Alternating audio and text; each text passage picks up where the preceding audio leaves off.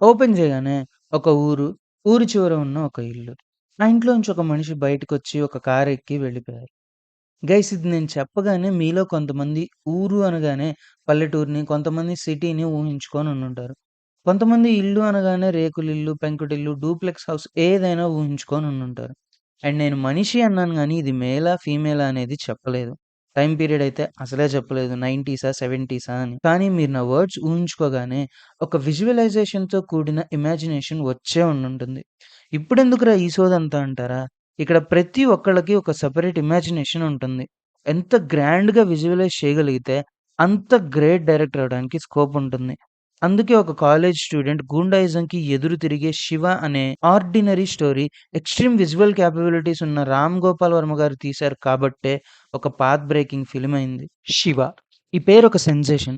Telugu film ఇండస్ట్రీలోనే గాదు, Indian సినిమాలోనే చాలా మంది ఫిల్మ్ మేకర్స్‌ని ఇన్‌ఫ్లూయెన్స్ చేసిన సినిమా. ఆ 'శివ' ఎంతలాగా ఇన్‌ఫ్లూయెన్స్ చేశాడంటే, చెన్నైలో డైరెక్టర్స్ అవ్వాలని స్టోరీస్ రాసుకొని తిరుగుతున్న డైరెక్టర్ యాస్పిరెంట్స్ అందరూ ఇప్పటిదాకా మేము రాసిందసలు సినిమా కథలే కాదు అని ఆ స్క్రిప్ట్స్‌ని చింపి పారేసేంత ఇన్‌ఫ్లూయెన్స్ చేసింది. 'శివా'కి ముందు, 'శివా'కి తర్వాత film industry, path breaking, masterpiece, magnum opus, trendsetter ఇలా మీరు 'శివ' గురించి ఎన్నో వినుండుంటారు. కానీ ఎందుకు 'శివ' అంతలాగా హిట్ అయిందనేది ఎప్పుడైనా ఆలోచించారా? అసలు ట్రెండ్ సెట్ చేసేలాగా, పాత్ బ్రేక్ చేసేలాగా 'శివ'లో ఏముంది? మీరు విన్నదంతా నిజమేనా? అంత క్రేజ్ 'శివ' మూవీకి డిజర్వేనా అని ఈ జనరేషన్ వాళ్ళకి చెప్పడానికి ఈ చిన్న అటెంప్ట్.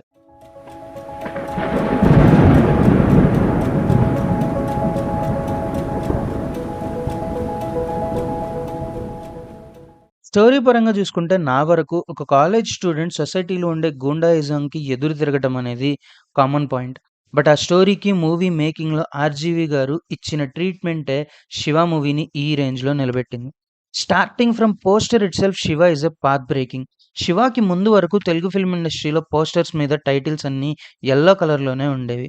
యెల్లో కలర్ దూరం నుంచి కూడా కనబడుతుందని అలా పెట్టేవాళ్ళు. కానీ 'శివ' మూవీ పోస్టర్ మీద 'శివ' అనే టైటిల్ రెడ్ కలర్‌లో డిజైన్ చేశారు. యెల్లో కలర్ లేని టైటిలే ఒక డిఫరెంట్ అటెంప్ట్ ఆ టైంలో. అప్పటి వరకు ఉన్న ఒక రూల్‌ని బ్రేక్ చేసింది 'శివ'. ఇన్‌ఫాక్ట్ 'శివ' తర్వాత నుంచే తెలుగు సినిమా టైటిల్స్ అన్నీ వేరే వేరే కలర్స్‌లో రావడం స్టార్ట్ అయ్యాయి. And 'Shiva' movie Indian film మేకింగ్‌లో గోట్ రేంజ్‌కి రీచ్ అవ్వడానికి ముఖ్యంగా గ్రిట్టీ రియలిజం అనే ఎలిమెంట్ కారణం. అంటే ఏంటి బ్రో అంటారా? ఏం లేదు. రియలిస్టిక్‌గా గ్రౌండెడ్ మేకింగ్‌తో ఉండే స్టోరీ టెల్లింగ్. అప్పటి వరకు మూవీస్ అన్నీ హైపర్ రియలిజం ఎలిమెంట్స్‌తోనే ఉండేవి. ఫర్ ఎగ్జాంపుల్‌కి 'శివ' భవానీని కలిసే సీన్‌లో అప్పటి వరకు ఉన్న తెలుగు సినిమా ఫార్మాట్ ప్రకారం పెద్ద డైలాగ్స్ కొట్టాలి, ఛాలెంజ్ చేయాలి. హీరో, విలన్ మధ్యలో పెద్ద పెద్ద పంచ్ డైలాగ్స్‌తో ఒకళ్ళతో ఒకళ్ళు పోటీ పడాలి. కానీ అసలు ఈ సీన్‌లో భవానీకి డైలాగే ఉండదు. ఇక్కడ 'శివ' గూడా రెగ్యులర్ తెలుగు హీరోలాగా ఛాలెంజే చేస్తాడు. కానీ ఒక వార్నింగ్ లాగా. యాంటాగనిస్ట్ అండ్ ప్రొటాగనిస్ట్ ఎదురెదురు పడే ఒక సీన్‌లో 'శివ అంటే వీడే' అనే ఒక సైడ్ ఆర్టిస్ట్ డైలాగ్ "నీకు సంబంధించిన ప్రతిదీ చెప్పి నాశనం చేస్తాను. ఏం చేసుకుంటావో చేసుకో" అనే 2 సింపుల్ డైలాగ్స్‌తో ఒక పవర్‌ఫుల్ సీన్ అయిపోతుంది. అప్పటి వరకు తెలుగు సినిమాలో లేని ఒక కొత్త ట్రీట్‌మెంట్ ఇది. అండ్ మీరు నోట్ చేస్తే మూవీకి మెయిన్ పిల్లర్స్ అయిన ఈ 2 క్యారెక్టర్స్ స్క్రీన్ మీద ఒకే చోట కనిపించేది జస్ట్ రెండే 2 సీన్స్‌లో. అంతే ఇంకా. ఒకటి ఈ సీన్ అండ్ రెండోది క్లైమాక్స్. బట్ ఆ క్యారెక్టర్స్ మధ్యలో జరిగే ఫైట్‌ని మూవీ అంతా ఆడియన్స్ ఎక్స్‌పీరియన్స్ చేస్తారు. ఈ గ్రిట్టీ రియలిజం అనే రా మేకింగ్ కోసం డైరెక్టర్ మెయిన్‌గా 2 టెక్నికల్ థింగ్స్‌ని యూజ్ చేశారు. వాటిలో ఒకటి సినిమాటోగ్రఫీ. మీలో ఎవరికైనా ఫిల్మ్ మేకింగ్ మీద ఇంట్రెస్ట్ ఉంటే జాగ్రత్తగా వినండి. మీకు నెక్స్ట్ చెప్పే పాయింట్స్ చాలా బాగా యూజ్ అవుతాయి. అప్పటిదాకా తెలుగు సినిమాలో స్టాటిక్ కెమెరా వర్క్ మాత్రమే ఉండేది. అంటే ఒక లొకేషన్‌లో బ్యాక్‌గ్రౌండ్ సెట్ చేసుకొని కెమెరాని ట్రైపాడ్ మీద పెడితే కెమెరా ముందు యాక్టర్స్ యాక్ట్ చేసేవాళ్ళు. ఎంత పెద్ద ఫైట్ అయినా, ఎంత పెద్ద షాట్ అయినా, ఎంత పెద్ద సీన్ అయినా అంతే ఇంక. But for the first time in entire south Indian సినిమాలో హ్యాండ్ హెల్డ్ స్టెడీ క్యామ్‌ని యూజ్ చేసి సైకిల్ చైన్ ఫైట్‌ని తీశారు. ఇదంత ఈజీ విషయం కాదు. ఫస్ట్ ఈ షాట్ చూడండి. తర్వాత ఎక్స్‌ప్లెయిన్ చేస్తాను.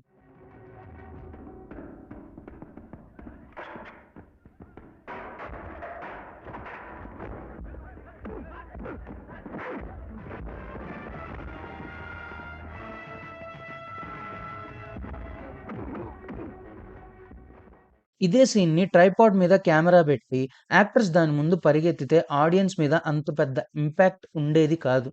కానీ ఈ సీన్‌లో యాక్టర్స్‌తో పాటు వాళ్ళ వెనక హ్యాండ్ హెల్డ్ కెమెరాతో కెమెరామాన్ అండ్ వాళ్ళ యూనిట్ అంతా కూడా పరిగెత్తాలి. ఇమేజ్ స్టెబిలైజేషన్‌తో ఉన్న ఆ కెమెరా షేకింగ్ ఎఫెక్ట్స్ ఆడియన్స్‌కి కళ్ళ ముందు ఒక ఫైట్ జరుగుతుందిరా అనే రా అండ్ రస్టిక్ ఫైట్ ఫీల్ ఇచ్చింది. ఇలా చెప్పుకుంటూ పోతే 'శివ' మూవీ సినిమాటోగ్రఫీలో ఎన్నో ఐకానిక్ ఫ్రేమ్స్ అండ్ వర్క్స్ ఉంటాయి. కానీ వాటిలో నేను ఇంకొక 2 షాట్స్ గురించి చెప్తాను. 'శివ' అండ్ మళ్ళీ ఫస్ట్ టైమ్ క్యాంటీన్‌కి వెళ్ళే సీన్‌ని క్యాంటీన్ విండో గ్యాప్స్ నుంచి స్టార్ట్ చేసి టేబుల్ దగ్గర ఆపుతారు. ఇదొక ట్రాకింగ్ షాట్. నాకు తెలిసి విండో గ్యాప్స్‌లోంచి సీన్‌ని ఓపెన్ చేయటం అనేది ఆ టైంలో ఒక్క 'ఆర్‌జీవి' గారికి మాత్రమే వచ్చే థాట్.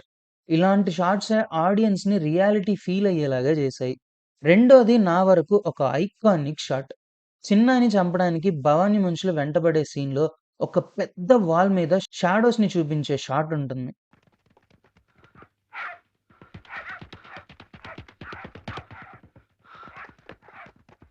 కెమెరా యాంగిల్ వైస్ ఇదొక నార్మల్ టిల్ట్ డౌన్ షాట్ అంతే.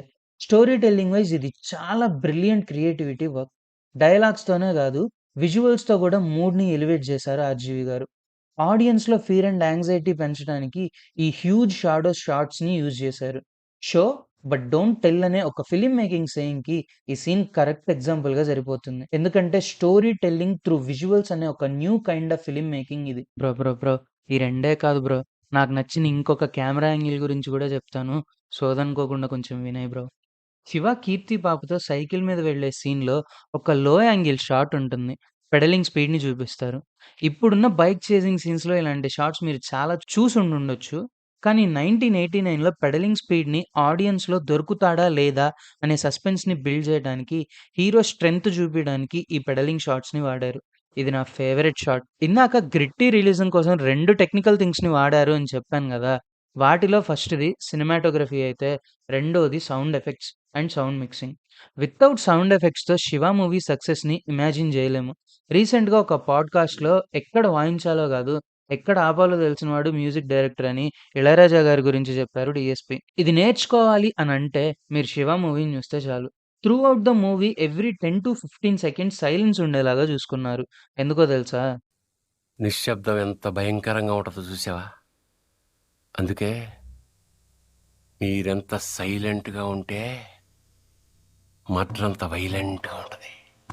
ఒక సీరియస్ మూడ్‌ని ఎలివేట్ జేయటానికి, క్రియేట్ జేయటానికి సైలెన్స్‌ని మించిన బీజీఎం ఇంకోటి లేదు. 'శివా'లో సౌండ్ డిజైనింగ్ ఎంత బ్రిలియంట్‌గా అండ్ ఎంత కొత్తగా ఉంటుందో కొన్ని ఎగ్జాంపుల్స్‌తో చెప్తాను. ఐకానిక్ సైకిల్ చైన్ ఫైట్‌నే తీసుకుందాం. ఫైట్ స్టార్ట్ అవ్వడానికి ముందు 'శివ' జేడీని కొట్టగానే సైకిల్స్ మీద పడతాడు. బీజీఎం కంటే ముందు సైకిల్స్ కింద పడిన sound and cycle bell sounds వస్తాయి. ఆ తర్వాతనే హీరో బీజీఎం వస్తుంది.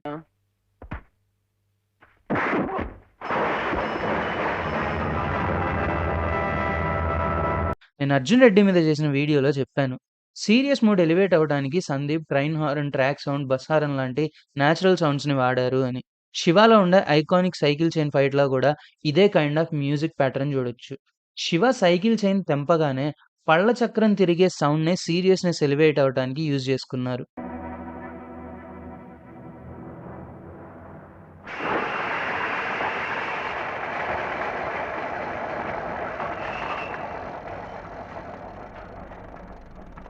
మల్లిని చేజ్ చేసే సీన్‌లో బీజీఎంతో పాటు మళ్ళీ పరిగెడుతూ పెట్టే ఆయాసాన్ని గూడా మిక్స్ చేస్తారు.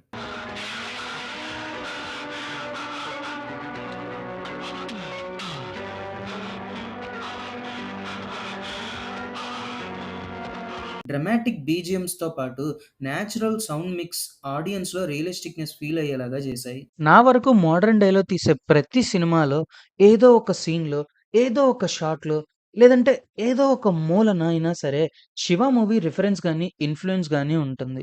ఫర్ ఎగ్జాంపుల్‌కి 'ఛత్రపతి' మూవీ ఇంటర్వెల్‌లో శివాజీ అప్పలనాయుడు దగ్గరికి వెళ్ళే సీన్‌లో శివ భవానీకి వార్నింగ్ ఇచ్చే సీన్‌లానే నాకు కనపడుతుంది. అంతెందుకు 'వర్షం' మూవీలో వెంకట్ అండ్ ఈ కిడ్ ఫైట్ చూసిన ప్రతిసారి నాకు ఈ చేస్ సీనే గుర్తొస్తది. ఇలా చెప్పుకుంటూ పోతే చాలానే ఉన్నాయి. సరిగ్గా వినండి. మొదటి సంవత్సరంలో ఒక పిల్ల చేరింది. ఆ పిల్లంటే నాకిష్టమని అర్జున్ చెప్తున్నప్పుడు నేను చెప్పేది జాగ్రత్తగా వినండి. ఆ అమ్మాయి నా ప్రాణమని రైల్వే ట్రాక్ దగ్గర శివ భవానీ మనుషులకి చెప్పే డైలాగ్సే గుర్తొస్తాయి. అంతెందుకు 'అర్జున్ రెడ్డి' బీజీఎం గూడా ఇక్కడి నుంచే వచ్చిందేమో అనిపిస్తుంది.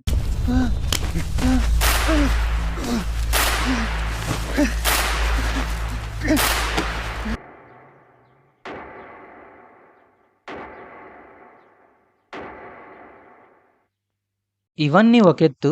'దిల్' సినిమా అయితే ఇంకొకెత్తు. నాకీ సినిమా చూస్తుంటే అసలు 'శివ' మూవీ రిప్రైజ్డ్ వెర్షన్ చూస్తున్నా అనే ఫీలింగొస్తుంది.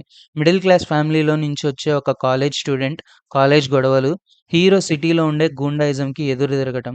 అయితే కొన్ని మేజర్ డిఫరెన్సెస్ ఉన్నా గూడా ప్రతి ఫిల్మ్ మేకర్ మీద, ప్రతి సినిమా మీద ఏదో ఒక్క మూలనైనా 'శివ' ఇన్‌ఫ్లూయెన్స్ ఉంటుంది అనేది నా ఒపీనియన్. ఇలా ట్రెడిషనల్ తెలుగు సినిమా వెళ్తున్న రూట్‌ని బ్రేక్ జేసి 'శివ' ఒక కొత్త రూటేశాడు. అందుకే పాత్ బ్రేకర్ అయ్యాడు. టార్చ్ బేరర్ అనే ట్యాగ్‌కి ఎలిజిబుల్ అయ్యాడు. అది మరింకా ఈ వీడియోకైతే ఇంకా ఎంతవరకే. హోప్ ఈ వీడియో మీకు 'శివ' మూవీ గురించి, ఒక తెలుగోడు తీసిన ఒక ఆల్ ఇండియా సెన్సేషన్ గురించి ఏదో కొంచెమైనా కొత్తగా తెలుసుకోవటానికి హెల్ప్ అయిందని నేను అనుకుంటున్నాను. అలా హెల్ప్ అయితే గనక మీరు నాకేమి మీ ఆస్తిపాస్తులు, పొలం పుట్ర, నగ నట్రా ఏమి ఇవ్వక్కర్లేదు. జస్ట్ ఒక లైకు, కామెంటు, షేరు చేయండి. అది మర్చిపోకుండా హైప్‌తో పాటు చేసేయండి మామ. కొత్తగా వచ్చిన వాళ్ళు వేరే వేరే వీడియోస్ మీద కూడా లుక్కేసేయండి. మీకు కంపల్సరీ డెఫినిట్‌గా నచ్చేస్తాయి. నచ్చిన వెంటనే సబ్స్క్రైబ్‌ని నొక్కేసేయండి. నెక్స్ట్ వీడియోలో కలుసుకుందాం. అంతవరకు సైనింగ్ ఆఫ్.